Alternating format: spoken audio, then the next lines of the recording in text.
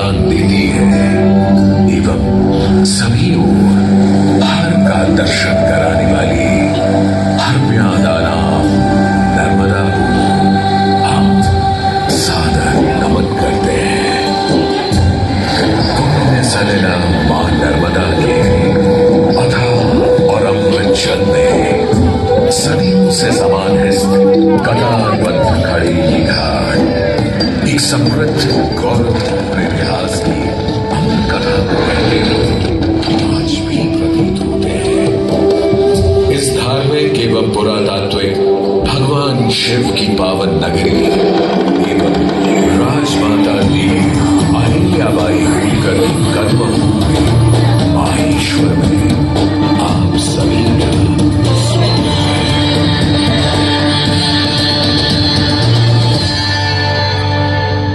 महेश्वर, जिसका इतिहास भारतीय पुरातत्वविद स्वर्गीय वाकणकर जी और उनके दल के शोध अनुसार हड़प्पा संस्कृति से भी प्राचीन होने की संभावना को व्यक्त करता है।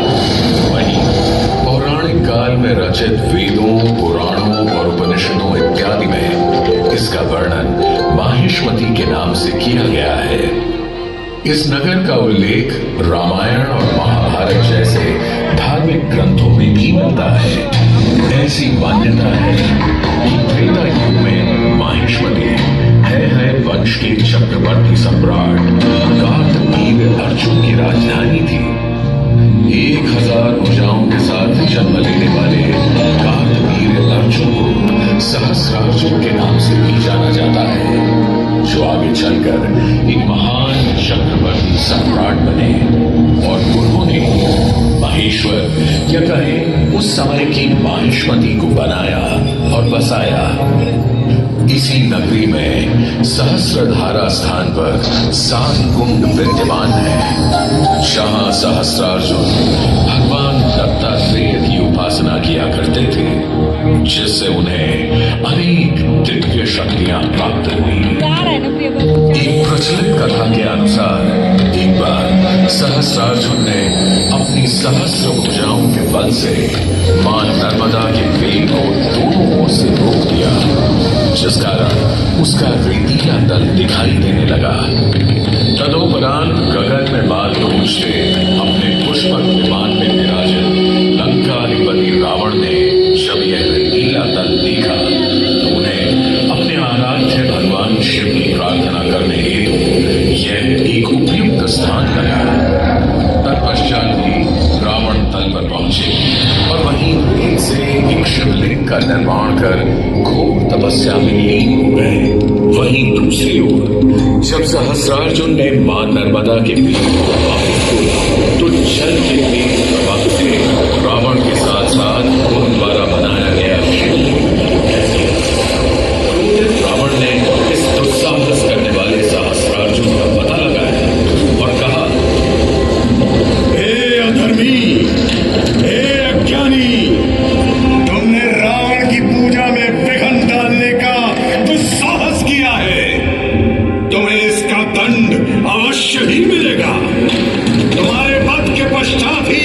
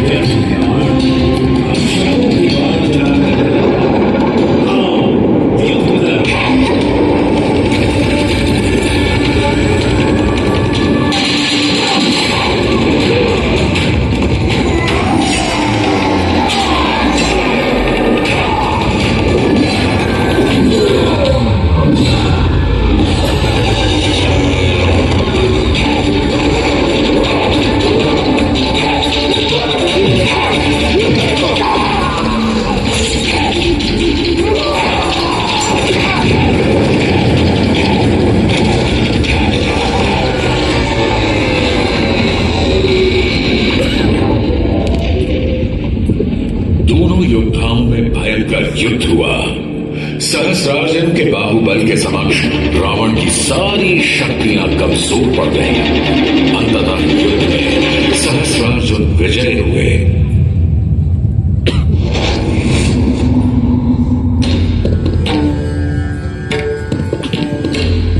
सहस्रार्जुन ने रावण का वध नहीं किया, बल्कि इसी नगरी में बंदी बना लिया।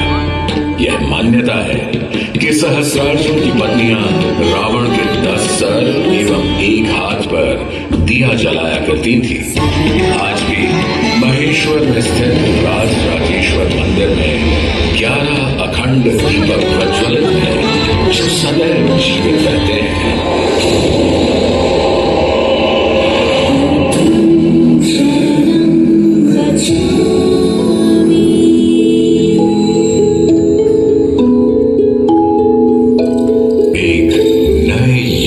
सूर्योदय हुआ, एक ऐसा युग जिसमें एक युवराज ने एक आध्यात्मिक यात्रा कर भिक्षु बनने का सफर तय किया। ये युवराज बाद में महात्मा बुद्ध कहलाए। उनके असंख्य अनुयायी एवं शिष्य बने, जिनमें मगध साम्राज्य के सम्राट अशोक का नाम भी आता है। सम्राट अशोक के दादा चंद्रगुप्त मौर्य ने लगभग 4वीं शताब्दी ईसा पूर्व में अवंती को जीतकर उसे अपने साम्राज्य का हिस्सा बना लिया था।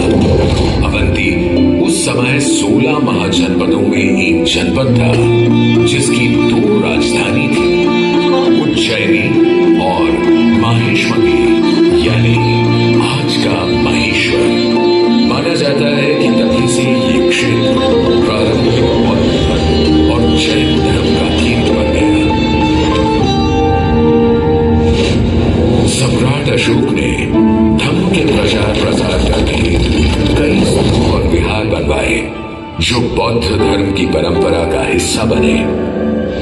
इस समय से तो बाघ देखने को मिलता है। महेश्वरी के महाराजा सुबंधु द्वारा 416-17 ईस्वी का एक ताम्रपत्र शिलालेख, जिसे आधुनिक महेश्वर के रूप में पहचाना जाता है, इस विहार के लिए अनुदान की बात करता है। ऐसा भी मानना है कि 10वीं ईस्वी तक बौद्ध धर्म के पतन के साथ गुफाओं को संभवतः त्याग दिया गया था, और बाद में ये गुफाएं इस क्षेत्र के बाघों का निवास स्थान बन गई। इसीलिए इन्हें बाघ नाम मिला। समय का पहिया निरंतर चल रहा और इन कई 100 वर्षों में न जाने कितने ही राजवंश आए और चले गए, लेकिन महेश्वर का अस्तित्व सदैव जीवंत ही रहा। कई सदियों बाद महेश्वर एक बार फिर गौरवान्वित हुआ, जब सन 1767 में राजमाता देवी अहिल्याबाई होलकर ने इसे अपनी राजधानी बनाया। सादगीपूर्ण जीवन का प्रतीक माने जाने वाली देवी अहिल्याबाई ने शाही सिंहासन पर ना बैठ राजगद्दी से अपना शासन चलाया। उनका जीवन बड़ा अनुशासन प्रिय था। वे योग, ध्यान, पूजन, राज दरबार के कार्य निश्चित समय पर संपादित करती थी। अपनी प्रजा के उद्धार के लिए लोक माता देवी अहिल्याबाई होलकर ने शंकर अजने वरुण यानी श्री शंकर के आदेशानुसार की शाही मोहर के साथ अपना प्रशासन किया। लोक माता देवी अहिल्याबाई होलकर ने सबसे पहले इस पवित्र मां नर्मदा के तट पर एक भव्य किले का निर्माण कराया, जिसे अहिल्या महल या कहें महेश्वर का किला के नाम से भी जाना जाता है। प्राचीन भारतीय निर्माण कला, युद्ध कौशल और रक्षा नीति का एक उत्तम उदाहरण ये किला लगभग 2 वर्ग किलोमीटर के क्षेत्र में फैला हुआ है। इस किले के वर्तमान स्वरूप में छोटे बड़े 5 मुख्य द्वार, बड़े दरवाजों पर द्वारपालों के कक्ष, नियमित अंतराल पर 30 विशाल बुर्ज शामिल हैं। अहिल्या द्वार से सीधे एक सड़क अहिल्या महल की ओर जाती है, जिसे राजवाड़ा कहा जाता है। होलकर का प्रार्थना कक्ष भी स्थित है, जिसे देव पूजा के नाम से जाना जाता है। देवी अहिल्याबाई का जीवन भक्ति भाव से परिपूर्ण था। वे प्रतिदिन शिवलिंगार्चन करती थी। आज भी राजवाड़ा में पार्थिव शिवलिंग पूजन किया जाता है। पुण्य श्लोक देवी अहिल्याबाई होलकर की धर्मपरायणता का पता इस बात से भी चलता है कि उन्होंने नर्मदा परिक्रमा वासियों के लिए सदा व्रत एवं ठहरने की व्यवस्था, संस्कृत पाठशाला, योग शिक्षा को बढ़ावा, सांस्कृतिक गतिविधियां एवं व्यापार को बढ़ावा देने हेतु अनेक कार्य किए। उन्होंने न केवल काशी में नर्मदा के शिवलिंग नर्मदेश्वर की विश्वनाथ के रूप में स्थापना कर मंदिर का जीर्णोद्धार कराया, बल्कि महेश्वर में ठीक काशी जैसा ही विश्वनाथ मंदिर का निर्माण भी करवाया। इसी कड़ी में उन्होंने महेश्वर में स्थित जगन्नाथ जी के मंदिर के समक्ष पश्चिमाभिमुख विप्रदीप भगवान परशुराम के सुंदर विग्रह युक्त प्राचीन मंदिर का जीर्णोद्धार भी करवाया। ऐसी मान्यता है कि पौराणिक नगरी महेश्वर भगवान विष्णु के अवतार विप्रश्रेष्ठ भगवान परशुराम की तपोस्थली रही है और आज भी श्रद्धालुओं द्वारा उनकी पूजा अर्चना का क्रम नियमित रूप से चलता है।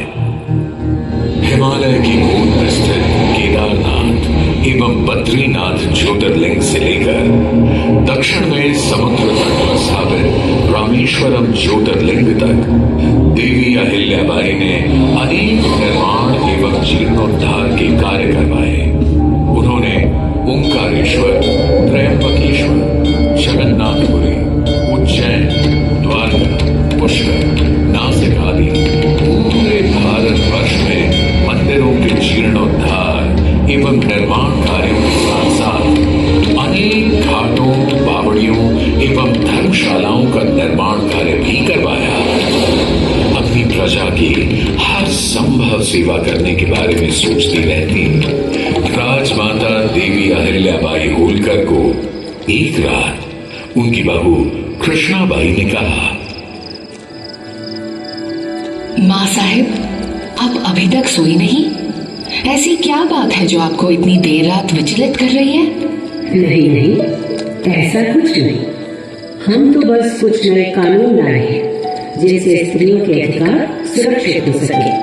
अब हमारे राज्य में विधवाओं को पति की संपत्ति पर तथा पुत्र को गोद लेने का अधिकार मिल सकेगा। इसके अलावा न्यायपालिका को मजबूत करने के लिए राज्य में नियमबद्ध न्यायालयों का निर्माण कराया जाएगा।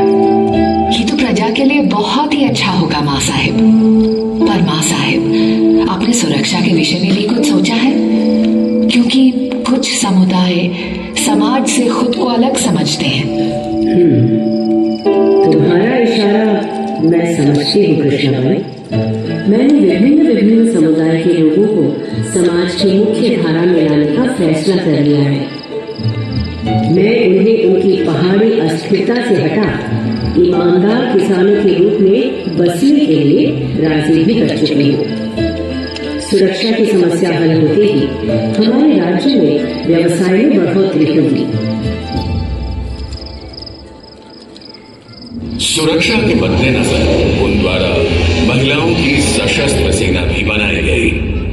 राजमाता देवी अहिल्याबाई होलकर की नीति अनुसार सुरक्षा समस्याओं से निवारण होने के बाद महेश्वर में तरह तरह के व्यवसायी एवं कारीगर आने लगे। यह नगर अनेक बुनकरों, मूर्तिकारों एवं कारीगरों का घर बना। महेश्वर का यह क्षेत्र वस्त्र निर्माण का एक सुंदर केंद्र बना और यहाँ निर्मित महेश्वर साड़ियों की सुंदरता तो पूरे भारत में प्रसिद्ध हो गई। सदैव श्वेत वस्त्र धारण करने वाली राजमाता देवी अहिल्याबाई होलकर की पहचान एक विनम्र एवं उदार शासक के रूप में थी, जिन्होंने लगभग 30 साल होलकर वंश का कार्यभार संभाला। 13 अगस्त सन 1795 को वे अपने राज्य एवं अपने प्राणों से भी प्रिय अपनी प्रजा को हमेशा हमेशा के लिए छोड़कर पंच तत्वों में विलीन हो गई। होलकर राज्य में दरबारी पंडित खुशहाली राम ने पुण्य श्लोक देवी अहिल्याबाई होलकर के गुणों का वर्णन करते हुए अहिल्या कामधेनु नामक ग्रंथ भी लिखा, जो देवी अहिल्या कामधेनु के नाम से प्रसिद्ध है। राजमाता देवी अहिल्याबाई होलकर के कुशल नेतृत्व एवं सैन्य प्रतिभा ने आने वाली पीढ़ियों को प्रेरित किया। 19वीं शताब्दी के शुरुआती दौर में होलकर राजवंश से ही महाराजा यशवंतराव होलकर ने ब्रितानी हुकूमत के खिलाफ जंग छेड़ दी। उन्होंने भारतवर्ष के सत्ताधारी राजाओं को एकजुट अंग्रेजों की भारतीय सरहदी से खरीदना शुरू कर दिया। महाराजा यशवंतराव होलकर की बहादुरी और सटीक युद्ध रणनीतियों से भयभीत हो अंग्रेजी अफसर चार्ल्स मेटकाफ ने भी ब्रितानी हुकूमत को दिए अपने एक पत्र में लिखा, I am compelled to feel that we are disgraced and Holkar is the prevailing power in Hindustan. अंग्रेजों के अलावा मुगल शासक शाह आलम ने भी महाराजा यशवंतराव होलकर की प्रशंसा करते हुए उन्हें महाराजा अधिराज राज राजेश्वर आलीजा बहादुर की उपाधि से सुशोभित किया। आजादी की पृष्ठभूमि से आगे चले तो महेश्वर का ये शहर समृद्ध इतिहास, कला, धर्म, संस्कृति एवं पुरातात्विक धरोहरों को संजोए हुए आज भी खड़ा है। अपने धार्मिक महत्व के कारण ये शहर काशी के ही समान भगवान शिव की नगरी है, इसलिए इसे गुप्त काशी भी कहते हैं। प्राचीन माहेश्वरी और भगवान शिव से जुड़ी एक किंवदंती आज भी सुनने को मिलती है। कहते हैं कि नरकासुर के वध के लिए भगवान शिव ने माहेश्वरी और मां नर्मदा के संबंध से एक रुद्र अवतार किया था और अपने दिव्य बाण से नरकासुर का वध किया था। अग्नि की प्रार्थना से भगवान शिव ज्वालेश्वर और कालेश्वर के रूप में दो मंदिरों में आज भी विराजमान है। भगवान शिव की ये पावन नगरी ऋषि मुनियों को भी सदा प्रिय रही है। महेश्वर घाट से लगभग 20-30 किलोमीटर दूर मां नर्मदा के तट पर महर्षि दधीचि का आश्रम स्थित है। मान्यताओं के अनुसार ये वही महर्षि दधीचि हैं जिन्होंने मानव कल्याण के लिए देह त्याग कर अपनी रीढ़ की हड्डी देवराज इंद्र को दान दी। उनकी इस रीढ़ की हड्डी से वज्र अस्त्र बना, जिससे वृत्तासुर राक्षस का विनाश हुआ और तीनों लोकों में पुनः धर्म की स्थापना हुई। धर्म की बात हो तो महेश्वर ही वह स्थान है जहां पंडित मंडन मिश्र एवं नर्मदा अष्टकम और सहस्रार के रचयिता जगत गुरु आदि शंकराचार्य के बीच शास्त्रार्थ हुआ एवं सनातन धर्म को एक उत्तम दिशा मिली। यहाँ लगभग 25 छोटे बड़े घाट हैं जिनका अपना ही एक महत्व है। बड़घाट, पेशवा घाट, मनोकामनेश्वर घाट, माधवेश्वर घाट पर संतों के सुमुख से श्लोक, दोहे, चौपाइयां सदैव गूंजती ही रहती हैं। वैसे आप अभी जहां उपस्थित हैं अहिल्या मां साहिब घाट या कहें कि महेश्वर घाट कहलाता है। इसी घाट की सीढ़ियों से ऊपर जाए तो पुण्य श्लोक देवी अहिल्याबाई होलकर को श्रद्धांजलि अर्पित करती अहिलेश्वर छतरी है। इसी के सामने मल्हार राव द्वितीय के छोटे भाई को समर्पित विठोजी राव छतरी भी विद्यमान है। इसके अलावा महेश्वर में मां विंध्यवासिनी भवानी देवी का मंदिर भी स्थित है, जिसे मत्स्य पुराण के 13वें अध्याय में 8 सिद्ध पीठों में स्वाहा पीठ कहा गया है। इसके अलावा यहाँ 100 से भी अधिक मंदिर विद्यमान है जो महेश्वर की समृद्ध संस्कृति का प्रमाण प्रस्तुत करते हैं। महेश्वर तीर्थ यात्रियों और पर्यटकों दोनों को अपनी ओर आकर्षित करता है। उसकी एक वजह यहाँ मनाए जाने वाले तीज त्योहार उत्सव पर्व है, जिनमें शिवरात्रि स्नान, 3 दिवसीय निमाड़ उत्सव, लोक पर्व गणगौर, नर्मदा जयंती आदि बड़ी धूमधाम से मनाए जाते हैं। श्रावण माह के अंतिम सोमवार यहाँ नगर में भगवान काशी विश्वनाथ की शाही सवारी निकलती है, जिससे कि पूरा महेश्वर भगवान शिव के रंग में रंग जाता है। अब अगर कोई महेश्वर आए और माहेश्वरी साड़ियां न ले जाए तो ऐसा होना थोड़ा मुश्किल ही है। माहेश्वरी साड़ियों के निर्माण की वर्तमान व्यवस्था भी अहिल्याबाई की दूरदर्शिता का ही परिणाम है। लेकिन कुछ दशक पहले कम आय के कारण कारीगर इस कला को छोड़कर अन्य रोजगार अपनाने लगे थे। सन 1970 में हालात इतने खराब हो चुके थे कि यहाँ केवल 300 बुनकर ही रह गए। कुछ समय बाद लगभग सन 1978 में होलकर वंश के वंशज हिज हाइनेस महाराज कुमार शिवाजी राव होलकर और उनकी धर्मपत्नी शालिनी देवी होलकर ने इस कला को जीवित रखने हेतु एक नॉन प्रॉफिट सोसाइटी का निर्माण किया, जिसका नाम रीवा रखा गया। कर्नाटक, गुजरात, हैदराबाद और मालवा, यह कहें पूरे भारतवर्ष से कारीगरों को महेश्वर में सुविधाएं देकर स्थापित किया गया। आज इस कला को संजोए हुए लगभग 3000 बुनकर सक्रिय हैं। यह सोसाइटी कारीगरों को उनके काम के लिए एक आउटलेट प्रदान करती है और माहेश्वरी साड़ी प्रेमियों के लिए इन खूबसूरत साड़ियों को खरीदने का एक माध्यम मुहैया कराती है। नर्मदा अर्थात ना मरने वाली, चट्टानों का सीना चीरकर पहाड़ों से संघर्ष करते हुए अमरकंटक से खंबात की खाड़ी तक की लंबी यात्रा कर मां नर्मदा करोड़ों लोगों के जीवन यापन का आधार बनी। उनके संघर्ष से जो रंग उत्पन्न हुआ, उसी कारण मां नर्मदा का नाम रीवा पड़ा। महेश्वर के घाट पर बैठकर मां रीवा की कल कल धारा से बात करते हुए आप भी जान सकते हैं कि अहिल्या जैसी रीवा और रीवा जैसी अहिल्या अनवरत संघर्ष झेल कर विश्व कल्याण के अपने उद्देश्य को कभी नहीं भूलते और अपना